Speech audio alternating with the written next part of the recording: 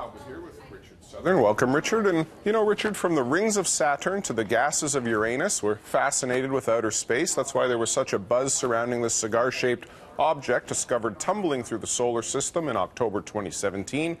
Experts said it was an interstellar asteroid, but a prominent professor has a more intriguing theory. Yeah, I think this is really interesting. I think it's one of the biggest stories maybe no one's talking about right now. The chair of Harvard University's astronomy department, Avi Loeb, he says this was an alien object.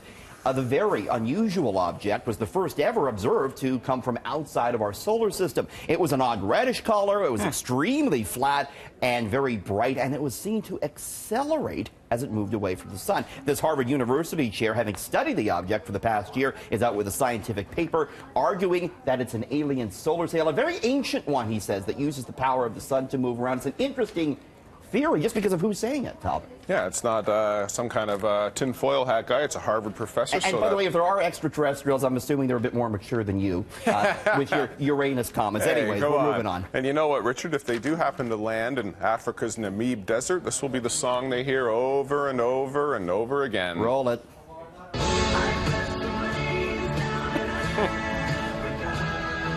You know, I hope the aliens like one-hit wonders, Talbot. This is an art exhibit that will play the song Africa by Toto in Africa for forever. An artist has set up a solar-powered sound installation somewhere deep in the Namibian desert. It's going to play this 1982 hit on repeat. He says the solar batteries will keep it going for a long, long time. There are 6 speakers wired to an MP3 file of the track. The parts of the installation chosen to be very, very durable. I just imagine, you know, if maybe you crash your plane and you're wandering through the desert looking for water and you just come across this instead and you have to listen to Africa by Toto forever. Like we said, that alien probe could land there, and if they aren't turned off by our music, our fashion sense could have them fleeing Earth in a hurry. Richard, on what planet are these jeans cool? Explain this to me. I don't know. This is asymmetrical jeans that are now for sale. I'm not kidding you. So one leg is flared, the other isn't. So different shaped legs. Many people taking to Twitter and Instagram to call this a freaky and unnecessary fashion move. We've seen some weird jeans over the past year or two, see-through jeans, ones that are missing parts of the leg, and now asymmetrical ones.